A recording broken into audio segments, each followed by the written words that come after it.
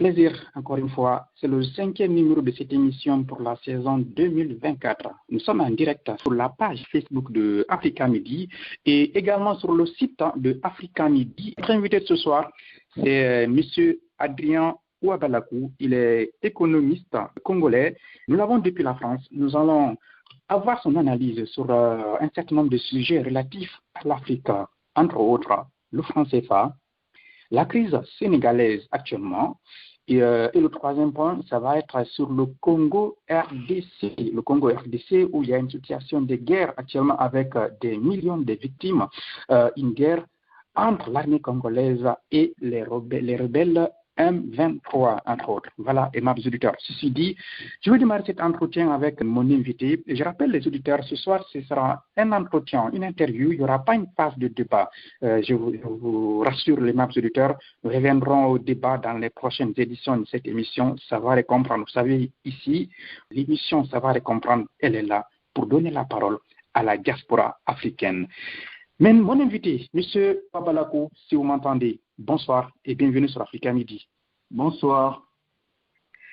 Voilà, c'est un plaisir. Vous êtes économiste Adrien Ouabalakou, vous êtes congolais, vous résidez en France et ce n'est pas une première fois sur Africa Midi. On vous a invité dans cette émission plusieurs fois pour avoir vos analyses par rapport à un certain nombre de sujets relatifs à l'Afrique et aussi parlant du Congo-Brazza, votre cher pays.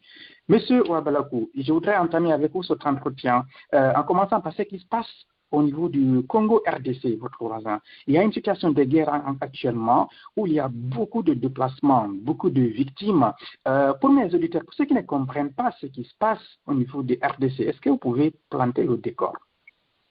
Bonsoir les auditeurs du monde entier. C'est un plaisir de toujours venir à Africa Midi, en tout cas, faire savoir ce qui se passe du côté de l'Afrique. Congo-Kinshasa, Congo-Brazzaville, c'est le même peuple. Donc je disais qu'avec ces petites discussions qu'on a eues entre les dérives, j'ai rappelé ici que Ngaliema, la reine Ngaliema, du côté du Congo-Kinshasa, si je me place en vue du machin, je pense que c'est la rive gauche et nous sommes à la rive droite. Et donc, le Congo, nous avons Makoko, c'est la même famille. Et donc, partant du nord, depuis la Centrafrique et le Cameroun, en suivant tous ces majestueux fleuves Congo, jusqu'à dans le sud du Congo, ce sont des familles, ce sont les mêmes familles. Et donc, quand il ne faut pas qu'on rentre encore dans Berlin, c'est pourquoi je disais que les Allemands n'étaient pas des Congolais, et si les Allemands ont eu à casser ces murs de Berlin, et nous n'avons plus à construire ces murs à toucher de la honte. Et après tout, on est avant tout africain, et donc voilà, je suis solidaire avec mes frères de Congo-Kinshasa, Congo-Brazzaville, on va jeter, si on veut parler de ce qui était le Congo de Totila, faire rencontrer ces trois pays. On peut compter l'Angola, une partie du Gabon, du Congo et Kinshasa, donc c'est un même peuple. Et donc nous ne pouvons pas supporter ce qui se passe à l'est de l'Afrique.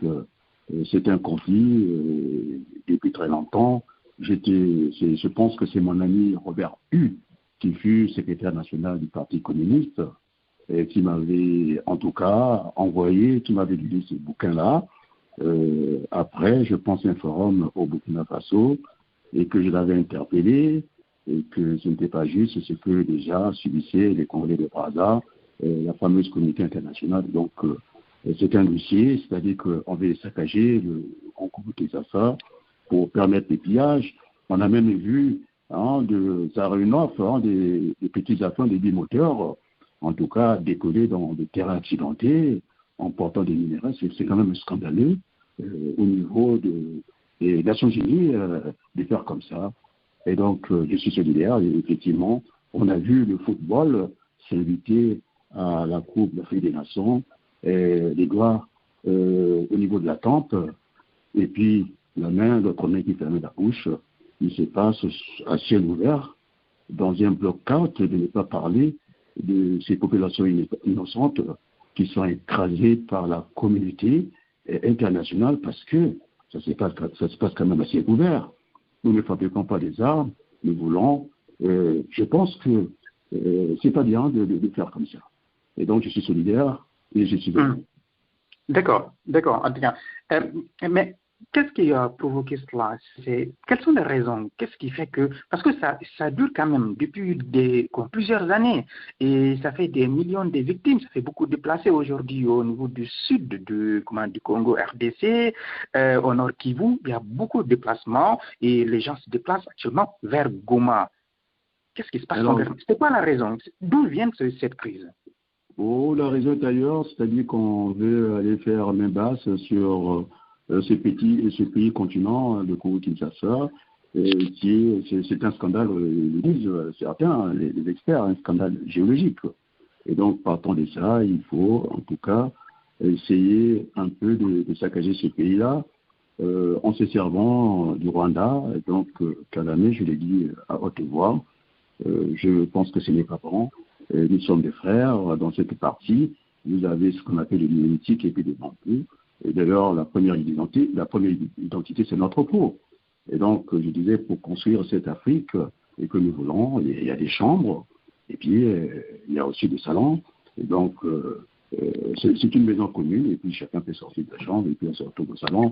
On se partage le casse-croûte et ce comportement expansionniste de Kagame, qui est, je pense, lui, de mon grand frère, Denis Sassou Nguesso, qui est très actif au niveau de la communauté internationale, le peuple congolais, le peuple de Congo-Kinshasa, c'est le peuple, et que c'est vrai qu'il parle de la Libye, j'ai vu ça, les Congolais ils souffrent, et je pense que ce message doit être entendu à Kigali, à Kinshasa, au Congo-Brazzaville. Nous voulons vivre en paix parce que la paix est essentielle à l'émancipation des pays, c'est-à-dire le développement. On ne peut pas se développer dans le chaos. Et donc, si M. Sassou Nguesso, qui connaît très bien M. Paul Kagame, maintenant c'est à lui de faire la médiation. Le sang coule en Afrique, il faut que cela s'arrête. Et maintenant, je veux aussi interpeller Tshisekedi dans des déclarations un peu incendiaires comme ça. La première cartouche tirée, déclaration des guerres. On ne peut pas régler les affaires d'un pays, de tout un continent, dans les velléités. Et je pense qu'il faut assez être responsable. C'est vrai, on s'accompagne pour briguer, en tout cas, la magistrature suprême du côté de Congo-Kinshasa. C'est ce qu'on appelle la profession de foi. De dire aux Congolais, écoutez, je suis un va-t-en-guerre. Non, il n'y a pas de va-t-en-guerre dans cette affaire-là. C'est vrai que la promesse n'engage que les gens qui les tiennent et que la promesse, quelque part aussi, c'est une dette. Je pense que si on s'enferme dans cette façon de faire, on fera plus du mal à ce des peuples, si le peuple rwandais est aussi innocent dans cette affaire. C'est M. Kagame, je ne sais pas, il est pris par quoi, il doit se sentir patriote. Donc, nous sommes régis par la même peau, et c'est une honte pour moi qu'on aille agresser, vous avez vu, des milliers de gens qui font des déplacements avec des matelas sur la tête. Ce n'est pas pensable au XXIe siècle, où, en tout cas, tous les pays sont dotés de l'Internet, de moyens de communication, donc la distance ne fait plus de force que loi. Il serait une hypocrisie que la communauté internationale ne soit pas au courant de ça. Et donc, je pense qu'on vous dit même que les belligérants, les M23, ils sont ils sont plus équipés que l'armée onusienne, et donc c'est une honte. D'accord, voilà. D'accord. Adrien Obalakou, quelle serait, c'est ça ma dernière question, ensuite on va enchaîner sur les deux autres points de cet entretien. Quelles seraient les solutions concluantes de cette situation aujourd'hui, les véritables solutions selon vous? Il faudrait que Sassou connaisse très bien Kagame. Monsieur Tshisekedi connaît très bien, ils ont des bonnes relations avec Sassou Nguesso. Alors je vais faire un peu de mathématiques, ça rentre dans la politique. Si A est égal à B, B est égal à C, on peut conclure que A est égal à C. Donc, je pense qu'il peut faire des dialogues. Bon, il faudrait que Sassou Nguesso aille voir Kagame, à Kigali, et que M. Tshisekedi fasse le déplacement, qu'il vienne voir Sassou Nguesso. Je pense que le pays centre de cette affaire, c'est Sassou Nguesso. C'est à Sassou Nguesso de régler cette affaire-là. Il est plus âgé que eux. C'est des jeunes présidents, mais je suis même plus âgé que eux. et que nous voulons la paix de cette partie du monde. C'est très bien, M. Denis Sassou Nguesso, la Libye, c'est très loin, la Libye c'est une affaire des Français qui s'en occupent, puisque j'ai vu le président Macron ouvrir les portes de l'Élysée pour cette conférence internationale pour la paix. Alors que nous, quand on était dans le Baba, dans la situation les plus extrêmes du monde, et pourtant nous sommes du même côté de la Méditerranée, M. Macron, qui d'ailleurs n'ont jamais voulu nous recevoir là-bas, alors que nous avons tout donné à la France, et donc nous n'avons rien à la France. C'est ça qu'il faut un peu, sans rejoindre, oui, je veux rejoindre Ramayad, et que l'Afrique c'est pas un terrain de jeu où tous ces bandits de la communauté internationale viennent s'essuyer tranquillement les pieds, les sangs. Et donc, à côté, vous avez ces peuples, c'est même plus que la guerre mondiale. On a chiffré, depuis que cette guerre existe, nous en sommes à 12 millions de pertes en vie humaine. Et je pense qu'on ne peut pas comprendre une nation comme ça. La vie est un don de Dieu, et nous laissons égaux en droit, et quel péché nous avons fait. Et c'est par notre pigmentation qu'on vient s'en prendre à nous. Mais je pense qu'il faudrait que ce message de paix soit entendu, je dis bien à Kigali, à Kinshasa, à Brazzaville. Nous sommes, j'ai dit la carte d'identité, nous sommes des parts, et donc il faut qu'il y ait de la coexistence et la cohabitation, et donc il faudrait que ces messages soient entendus. Donc j'ai demandé à mon grand frère d'illustration des Sceaux de s'en occuper. Donc je viens de faire des mathématiques que finalement a été égal à B égal à C, et que finalement a été égal à C. Donc c'est bien la Libye, nous sommes tous des Africains, mais je pense que l'urgence, c'est Kinshasa et le Rwanda, et donc il faudrait que les choses s'en mêlent. Autrement dit, ça sert à rien. D'accord. En tout cas, un message de solidarité à l'endroit du peuple congolais. Voilà, j'espère qu'une solution va être très vite trouvée face à cette situation. Vous l'avez dit, plus de 10 millions de victimes de morts à partir de cette crise et beaucoup de déplacés, énormément de déplacés. C'est une catastrophe humanitaire et c'est triste. C'est une honte mondiale, c'est une honte, il faut le dire. Mais comment on peut imaginer au XXIe siècle, l'ONU s'amuse, vous savez, les grands producteurs des armes, c'est qui? Eh bien, aujourd'hui, la France caracole en deuxième position les États-Unis et puis le reste. Je pense que c'est une honte. Nous avons besoin du pain, nous avons besoin des armes. Pourquoi faire des armes? Donc, je pense qu'il faudrait que ça soit clair, puisque j'ai écouté le président Macron, ça m'amuse un peu, ce genre de compromis africain, alors qu'on doit être régi par la conscience universelle. Donc, les magouilles, il faut arrêter. Et puis d'ailleurs, je voudrais aussi demander au président Tshisekedi d'appeler Fayoulou et les autres d'aller dans un gouvernement d'union nationale parce que le pays est en guerre. On ne peut pas venir comme ça tout seul. Vous savez, la main à 5 doigts, chaque, non pas la même taille, et chaque doigt pourra en tout cas jouer son rôle. Donc, je demande au Congo Kinshasa, à Fayoulou et Tshisekedi et les autres d'aller dans un gouvernement national. Voilà. D'accord. Voilà Adrien Ouabalakou, voilà Imagitaire, notre invité, Adrien Ouabalakou, il est économiste et il est congolais. Ouabalakou, je viens bien qu'on écorche mon nom, mais c'est Ouabalakou. Pardon, excusez-moi. C'est Ouabalakou. Comme excusez-moi, désolé. Ouabalakou, effectivement. Vous avez parfaitement raison. Je corrige, mais désolé. Effectivement, Adrien Ouabalakou, je pense que là j'ai réussi à bien prononcer votre nom. Merci, monsieur Ouabalakou.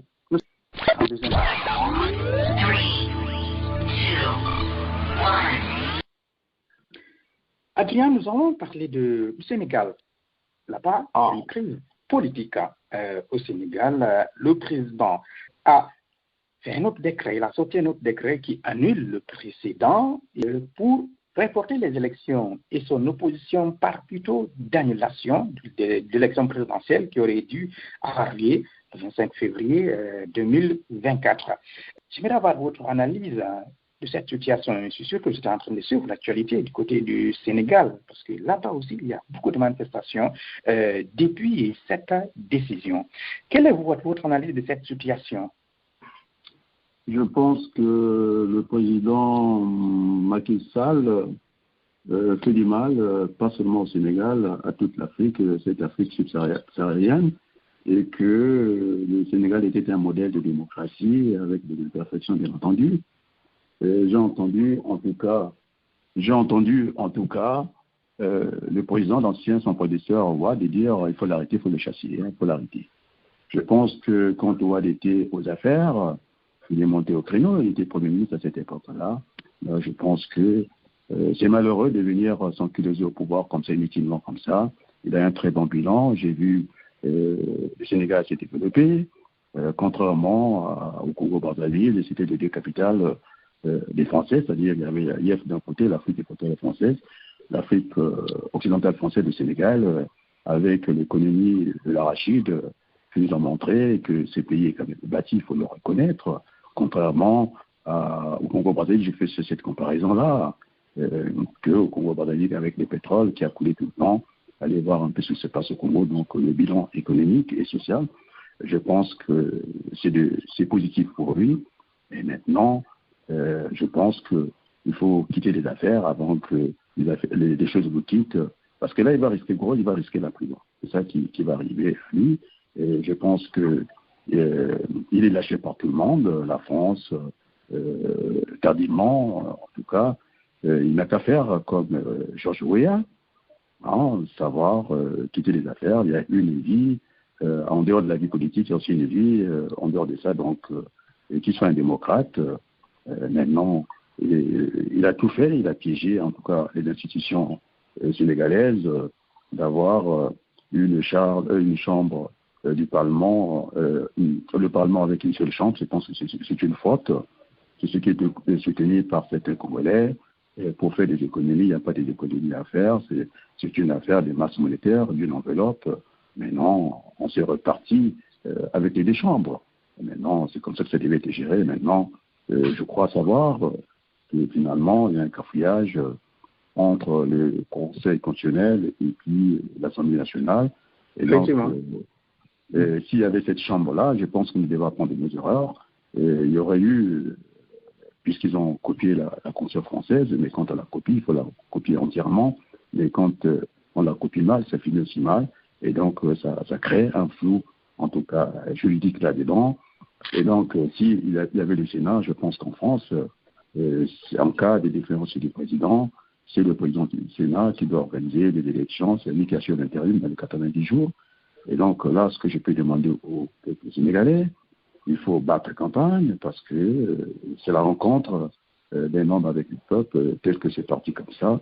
Je ne dis pas de tirer en long, en extension comme ça, jusqu'en décembre, ça fait quand même un troisième mandat. Qu'on soit raisonnable, il faut battre campagne, parce que maintenant que tout le monde est au courant de cette mafia, ce n'est pas digne. En tout cas, le bilan est positif. Je dis, j'ai vu les infrastructures au Sénégal. C'est ce que je disais, au lieu d'écouter tous ces tapages en France sur l'immigration du Sénégal, je pense qu'en installant des infrastructures, un aéroport, le code de plan, les chemins de fer en avis et de tout, la ville qui est désengorgée par rapport à l'étouffement de la population, on parle d'écologie là-dedans, les effets de gaz par effet de serre. Je pense que le bilan de ce côté-là, on va dire que ça va. Et maintenant, il faudrait qu'il quitte le pouvoir. C'est une règle d'or et que le ministère du mal à ce pays de Sénégal qui est un exemple pour d'autres démocraties de l'Afrique subsaharienne. Et donc, voilà, donc c'est un conseil. Donc, raisonnablement, je joue la médiation. Il faut battre campagne. C'est très court. C'est une campagne présidentielle. L'opposition de battre campagne, elle n'est pas certaine que l'élection aura lieu parce que ça a été reporté, en tout cas au niveau de l'Assemblée nationale. C'est trop long. On peut prendre les 90 jours raisonnablement, c'est ça. On peut prendre 90 jours et puis que les gens se préparent, que d'aller dans une élection mal préparée comme ça. Donc celui qui sera élu sera mal élu. Et donc il faut qu'on se donne le temps. Le temps a besoin du temps. Vous avez compris? Et donc, il faut se donner cette marge de 190 jours internationalement. Et maintenant, tel qu'il a chauffé les esprits, ils ont des bénéficiaires au Sénégal. les gens n'écoutent plus, alors que je sais que écouter, c'est parler deux fois. Il faut maintenant qu'ils écoutent la raison, qu'on se donne la marche de 90 jours pour préparer cette élection parce que ça va engager l'avenir du Sénégal. Voilà, c'est un Africain du Congo-Brazzaville, neutre dans ses décisions. Il n'a jamais été un battant-guerre. Je pense que la guerre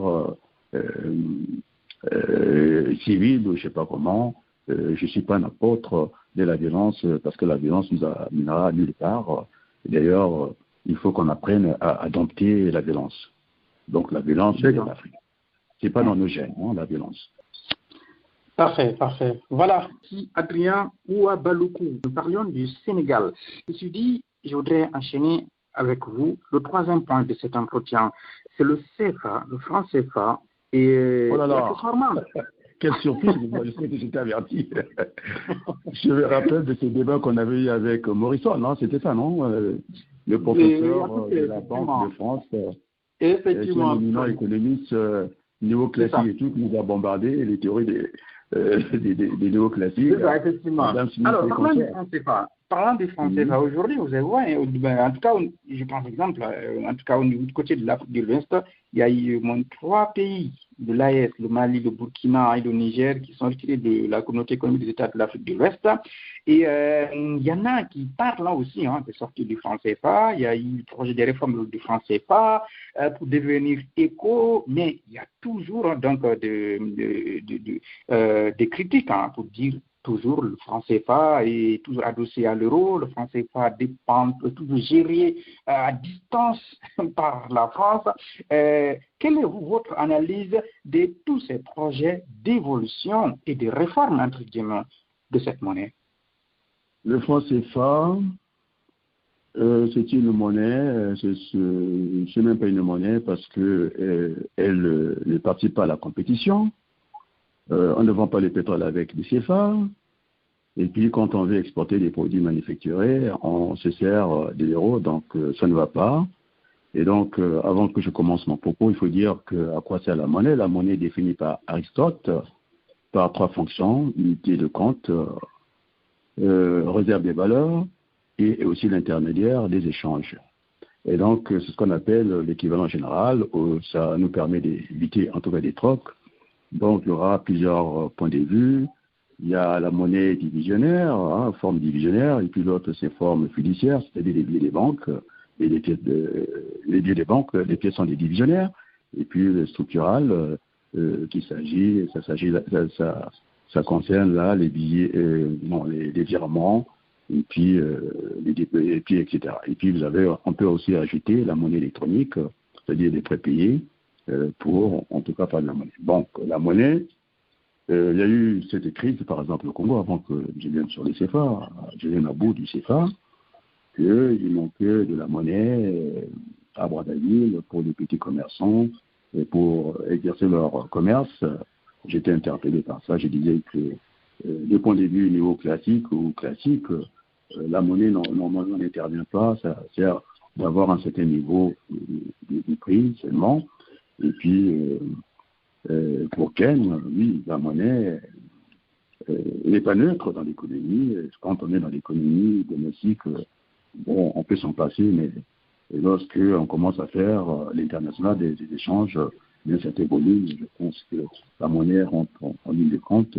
Maintenant, pour aller vers Marx, il disait que la monnaie est une marchandise, ça se vend et ça s'achète, ça se gère comme une marchandise. Et puis, il a ajouté encore, en substance, que c'était la souveraineté d'un pays. Donc, le CFA, c'est une monnaie, ça nous sert de la déco, ça ne participe à rien. La parité est fixe, et ce n'est pas bon qu'elle soit fixe comme ça, parce que en face, nous avons le franc qui est là, avec une parité variable, et donc ça donne aussi des institutions stables. Alors que nous avons, normalement, la logique aurait voulu qu'avec une monnaie à parité fixe, que nos institutions soient stables, c'est que le contraire, c'est la pagaille. Et donc, puisque nous sommes à la fin du monde, il ne faudrait pas qu'on infantilise nos chefs d'État, les sociétés qu'on soit sont très forts, qu'on soit des enfants, qu'on ne soit pas capable de gérer une monnaie. On a dit que c'est une marchandise, ça se gère pareil. Hein, on vend, on achète. Et donc, vous avez des petits pays comme la Colombie qui arrivent à battre monnaie. Et c'est quand même extraordinaire. Hein, cette souveraineté, en tout cas, de Karl Marx, c'était aussi un levier dans l'économie. Donc, on ne peut pas. Moi, je disais, c'était une plaisanterie à ma fiancée, que c'était quand même pas normal que moi j'ai travaillé, que je lui laisse la carte bleue. Et comme ça, non, ça ne se passe pas comme ça. Je pense que c'est maladroit, c'est irresponsable de faire comme ça. Et puis, d'avoir une monnaie qui n'est pas convertible. Parce que quand vous prenez l'euro, il n'y a pas l'euro belge, il n'y a pas l'euro allemand. Et puis, c'est Morrison, je pense que vous vous rappelez qu'il nous disait qu'on avait une forte, par rapport au dinar, la plus forte monnaie du monde, c'est le dinar de Koweït, koweïtien. Bon, en tout cas, on parlait du dinar, c'est une monnaie, le sécurité plus solide, plus fort. Non, c'est une illusion, c'est une vue de l'esprit. Je renvoie, en tout cas, pour une référence qui soit clair pour tout le monde, quand il y avait le benchmark et puis le franc CFA, on a connu des dévélations avec le défunt Jacques Delors. Il n'y a pas des monnaies fortes pour une économie faible. Ça n'existe pas. Et donc, nous avons une monnaie forte et puis une économie qui n'existe même pas. Allez voir au Brazzaville, c'est n'importe quoi. Et donc, il faudrait qu'on soit sérieux. Alors, cette monnaie nous pose beaucoup de problèmes. Non seulement pour qu'elle soit arrivée. D'ailleurs, je voulais saluer ceux qui m'ont engagé dans ce combat, parce qu'il n'y avait pas de monétaristes du côté de l'Afrique centrale. Je voulais saluer le professeur Nicolas Agbo, que vous connaissez, de la Côte d'Ivoire. Aussi l'ancien président de l'Assemblée nationale, le professeur Mamadou, que vous connaissez, Koulibaly. Tu ne lâches pas le mot, c'est agrégé de l'économie. Et quand j'avais vu qu'il y avait un vide au niveau de l'Afrique centrale, finalement, je me suis embarqué. Par des truchements, il faut aussi le dire, Armand Manjono, qui avait invité des économistes congolais, qui avaient pris la clé des champs, qu'il fallait présenter les pavillons des bateaux congolais. Et bien, je suis venu à cette émission avec Kemali, que je salue, où on a discuté avec le professeur Morisson, qui nous racontait des histoires. Il croyait qu'on était encore des gosses, des dévélations un peu, des dévélations idiotes.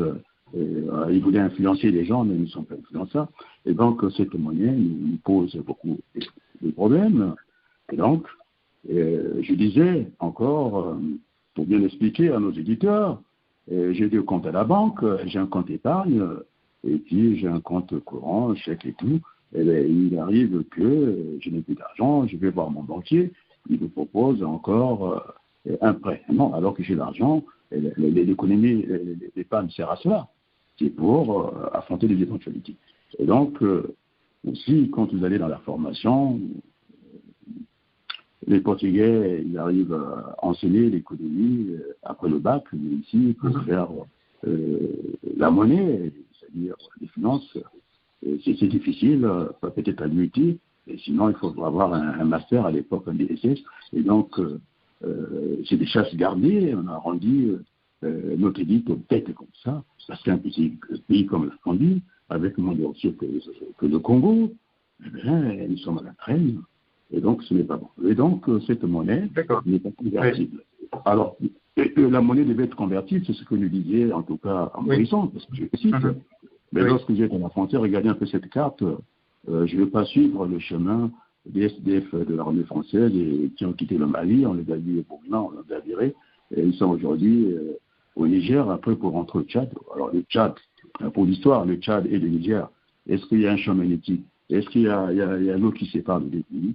Mais on ne peut pas les faire, les affaires dans les deux pays, parce que la monnaie n'est pas convertible. Il faudrait que ça passe par la France. Mais Adrien, oui. En tant qu'économiste, pour être concret et pragmatique, qu'est-ce qu'il faudrait concrètement pour réformer cette monnaie pour qu'elle soit adaptée aux besoins des pays africains, en fait? Pour qu'elle soit une monnaie, parce que vous avez commencé par dire que ce n'est pas une monnaie selon vous. Ça sert à la déco, c'est pour la décoration, elle ne sert à rien, elle participe à aucune compétition. Mais qu'est-ce qu'il faut faire maintenant? Est-ce qu'il faut abandonner le franc CFA, créer une nouvelle monnaie, ou bien il faut réformer le franc CFA? Et quelle réforme concrète? Vous interrogez le citoyen africain ou le citoyen lambda comme ça? Alors, en tant qu'Africain, je pense que ça ne sert pas, cette monnaie-là, ça met à la poubelle, ça ne sert à rien. parce que ça crée beaucoup de difficultés. Et vous savez ce qu'on appelle garantie? Les Africains, les 15 États, 3 zones pour la même monnaie. Et puis, ce n'est pas converti. Quand vous arrivez en Afrique de l'Ouest, il faut encore venir à Paris pour que... C'est une dame qui a fait la démonstration, elle a fait des études ici, elle est douanière. Et quand vous partez de Brazzaville avec la même monnaie, les temps de faire la conversion, vous perdez de l'argent parce que, semble-t-il, que l'économie de l'Afrique de l'Ouest est plus avancée que nous. Est-ce que c'est normal? Vous avez déjà vu le franc comment? L'euro belge et puis l'euro allemand, ça n'existe pas. Et donc, ces 3 zones-là, je pense que c'est une erreur. Et d'ailleurs, la monnaie, hein, c'est l'acte final dans une économie. On nous a fait faire des choses de travers comme ça. Vous avez vu le Maastricht, comment ça a marché? Il fallait déjà commencer par l'économie. Et puis, l'acte final, c'est la monnaie. Qu'est-ce que j'entends par l'économie? L'économie, c'est l'économie réelle. Maintenant, quand il y a eu la pandémie ici en France, parce que c'est Maurice Allègre qui a dit que c'était un autodidacte de l'économie. L'école des mines, c'est brillant, l'économiste qui a écrasé tout le monde ici, prix Nobel d'économie, qui disait qu'il fallait un peu mettre des mathématiques et puis de la physique en mathématiques. Et pendant la pandémie du Covid, les économies étaient à l'arrêt. Et donc, je vous représente cette poulie-là, avec le fil en bas, vous avez le poids, qui représente l'économie réelle. Et puis de l'autre côté, le fil qui pend, vous les tirez, F qui représente la finance. Alors, il ne peut pas, il faudrait que pour créer la monnaie, il faut que ça représente une certaine économie réelle. Autrement dit, c'est ce que je disais, quand vous êtes dans le désert, est-ce que, quand vous avez soif, vous avez besoin de sacs d'argent, vous avez besoin d'eau. Et donc, il faut bâtir ce qu'on appelle les fondamentaux de l'économie. Il faut qu'il y ait cette économie réelle. Si on n'a pas d'économie réelle, on est dans le vent, on est dans le virtuel. Et donc, c'est ce qu'il ne faut pas faire. Et donc, le fonds CFA n'a pas sa place, il ne participe à aucune compétition, parce que quand vous êtes quand même au Niger, pour rentrer au Tchad, il n'y a pas une frontière, il n'y a même pas un champ magnétique, et vous ne pouvez pas convertir cette monnaie. Donc, le franc CFA, il faut s'en débarrasser. Oui, normalement, oui, puisque ça n'a aucune utilité. Et ils prennent toute comment on appelle ça, la moitié de la masse pour venir garantir. Vous savez ce qu'on attend par garantie? Et puis, au lieu de garantir ça, les fiscs à la Banque de France, il les garantit, on vient déposer bêtement les francs CFA à 50%, et cette masse-là au trésor public. Vous savez, quand vous déposez l'argent, c'est une réserve. Une réserve est un actif. Et donc, c'est avec ça qu'on paye, je vous dis tranquillement, les fonctionnaires, une partie des fonctionnaires français. Et puis, à côté, vous n'avez rien. C'est l'image que vous avez dû voir sur ma page Facebook. C'est brillant, directeur d'école, qui finit par la mendicité, et que vous avez, messieurs, puisque c'est les francs CFA, nous sommes prisonniers de ça. On ne peut rien faire parce que nous sommes prisonniers de ça, et que nous sommes des petits-enfants, l'enfantillage, et que ce sont les autres qui doivent gérer notre portefeuille. Non, vous allez au boulot, c'est à vous de gérer votre portefeuille. On est d'accord, nous sommes majeurs maintenant, et donc ce qui fait que vous avez M. Priani qui fait toute la rente. Vous imaginez un peu ces messieurs qui disent, je ne sais pas combien d'argent, il s'est plaint, et il est poursuivi. Vous savez qu'il est chevalier de la Légion d'honneur. Quelle Légion d'honneur? Et vous avez, heureusement que vous avez l'ancien candidat écolo, comment on l'appelle, Jadot, avec celui que je connais, que j'ai fréquenté. J'ai oublié, il était secrétaire d'État avec Sarkozy, qui sont en train de faire une enquête sur le fonctionnement, parce que Total devait être le fleuron de l'industrie française, et derrière Total, il devait drainer des petites et moyennes entreprises qui n'ont pas un fonds de roulement, de venir en Afrique, là-bas, et Total se comporte très mal. Regardez la vie de Pointe-Noire. Et ce monsieur qui vient se plaindre de son salaire, qui n'est pas assez payé comme ça, et regardez des images que j'ai présentées, ce directeur d'école qui finit par la mendicité, et il doit manger alors que...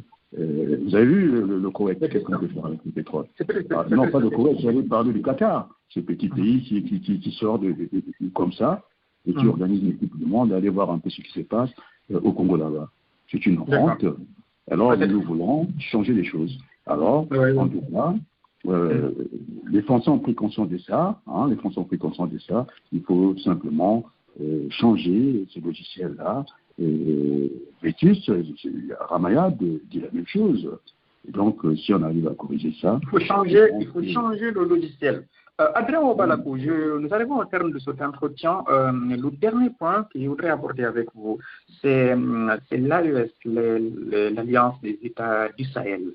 Le Mali, le Burkina et le Niger ont quitté la CEDEAO finalement.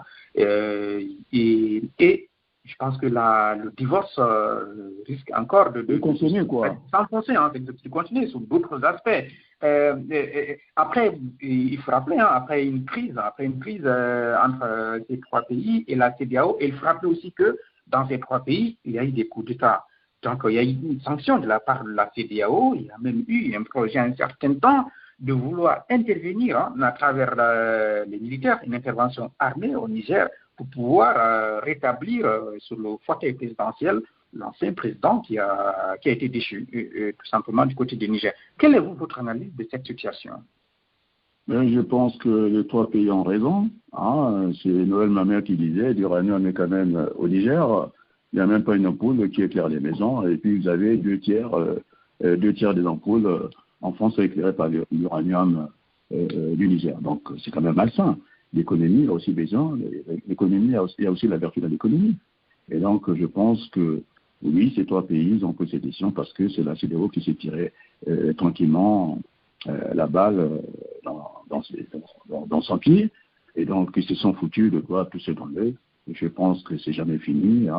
Et la vie est un éternel recommencement. Et je crois que même c'est une petite entité, ils pourront la garder.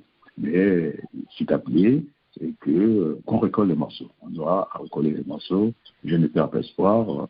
C'est juste que c'était très bien ces coups-là. Parce qu'on ne peut pas déshabiller simplement pour habiller, je ne sais pas, Saint-Paul, je ne crois pas à ça. Et donc, moi, je suis dans la solution africaine. Il faudrait qu'ils reviennent au bon sentiment. Et ça peut exister, mais on aura recollé les morceaux. Mais ce n'est pas le moment. C'était pour dire aux hommes qui sont en face de changer leur logiciel. Ramaya avait été très clair là-dessus. Et soit on va partir, soit on va nous virer. Regardez les Anglais, comment ils font. Ils savent partir. Ils reviennent commercialement. Vous avez l'armée, des puissances. On a vu, en tout cas, l'armée française s'est fait ridiculiser. On les appelait des SDF, de partir du Mali, on les chasse.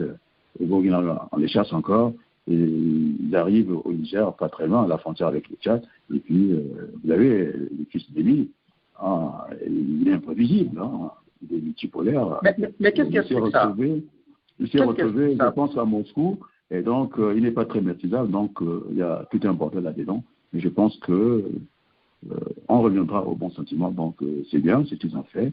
Et c'est pas mauvais. Parce que le peuple souffre. Et donc, moi, je suis pour la théorie du grand nombre. Mais regardez, qu'est-ce qu'on nous vend en Afrique là-bas? Bon, je ne vais pas rentrer dans. Bon, allez, je vous écoute. Voilà, qu'est-ce qui explique ça? Dites-moi. Vous dites que les Anglais sont partis, mais l'armée française a du mal à partir. Et c'est quoi les raisons? Qu'est-ce qui explique ça? Mais c'est une mauvaise vision. Le monde a changé. Nous sommes dans un village planétaire. Il faut qu'il s'accommode des autres. La France est la bienvenue. Moi, le premier à le dire. J'ai demandé à Total Finance, je pense que vous avez la lettre d'État pour un individu qui n'a pas eu peur. Je suis allé à l'époque voir Brice Claude, directeur de Total Finance. C'est une lettre d'État. C'est ce que les associés devaient négocier. Mais ils viennent ici, ils se contentent des miettes, et ça ne va pas. Et le grand peuple souffre. Donc il faut corriger ce logiciel-là. C'est ce que je disais quand François Hollande est venu sur mes positions, quand je disais que la croissance, la grande croissance, c'est bien de l'Afrique. Nous avons une population jeune, et donc vendre le pain, c'est maintenir la croissance. Et lorsqu'on vend des armes, on en est un petit peu d'un peuple. C'est ce qui se passe de l'autre côté. C'est ça. Donc je pense qu'il faut revoir ce logiciel-là. D'accord. Je reviens encore sur les CFA, pour la bonne compréhension. Cet argent devait peut-être arriver, comment on appelle ça, à l'euro, et qui n'est pas le cas. Chasse gardée, on vient déposer l'élément au Trésor public français, et que nous, qui sommes des dons de la farce. Et puis, pour répondre un peu la pensée, il faut que l'Afrique prenne la vitesse de son émancipation. Je pense à Nicolas Agbo, qui disait que même si le franc CFA est arrimé, lorsque vous remorquez une voiture par TGV, je pense que votre voiture de Paris-Marseille risquerait à perdre ses roues. Et donc, nous avons le temps, c'est comme les routes que je vois au Congo, et les routes de Bouya, ça ne ressemble à rien du tout. C'est des petites... Mais nous avons l'espace et le temps. Ce sont des notions essentielles en philosophie. Alors, en cours, j'ai vu la municipalisation au Congo, en cours pour rien. Et donc, il faut que l'Afrique puisse prendre son rythme de développement. On n'a pas de CFA arrimé. Hein, c'est l'exemple de Agbo. Arrimé. Hein, une voiture qui s'est fait remorquer par un TGV, ça ne sert à rien, on perd les roues. Et donc, on perd un peu la pédale. Il faudrait qu'on redire de bons sentiments. Et puis, voilà. Je vous écoute. Bien. Merci Adrien Ouabalougou d'avoir accepté cette invitation ce soir sur Africa Midi dans l'émission Savoir et Comprendre. Nous espérons vous avoir prochainement pour pouvoir avoir également prochainement vos analyses sur les sujets relatifs à l'actualité. Si vous me permettez, M. Ibrahima, je voulais dire sur la dévaluation qu'est-ce qui s'était passé et lorsque Morrison avait dit d'une manière tonitruante que c'était une dévaluation de 50%, qu'on avait coupé la monnaie en deux. Non, c'est pas vrai, je reviens sur ces calculs-là. C'était un taux d'accroissement.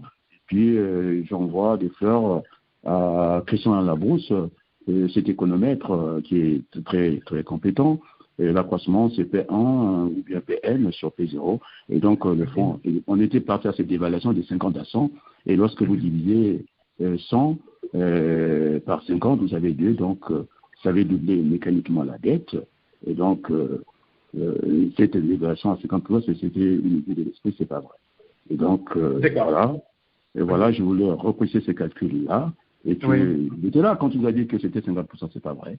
Il voulait nous influencer, il n'a pas pu. Et j'ai beaucoup félicité Kemayou qui disait à un certain moment qu'on a été dépourvu des moyens pour aller à bout de M. Morrison. Il fallait utiliser la méthode par tâtonnement pour arriver, parce que ce monsieur était talentueux, un néoclassique, à tout craindre. Il voulait nous faire avaler n'importe quoi, et que finalement, la dévaluation, c'est quelque chose. D'ailleurs, prenez l'exemple, ils s'en foutent des Français. Monsieur Bruno Le Maire, il était incapable de dire en terre congolaise d'Abordaville pourquoi on devait dévaluer le franc. Il ne savait pas, on lui a posé la question, c'était surévaluer ou sous-évaluer. Il était incapable pour le ministre, c'était un bon mathématicien, ça je le connais, il était incapable d'Abordaville. Alors qu'est-ce qu'il fallait faire, monsieur Ibrahima, qu'est-ce qu'il fallait faire? Moi j'enseigne le stock, il y a le stock virtuel, et puis il y a le stock réel.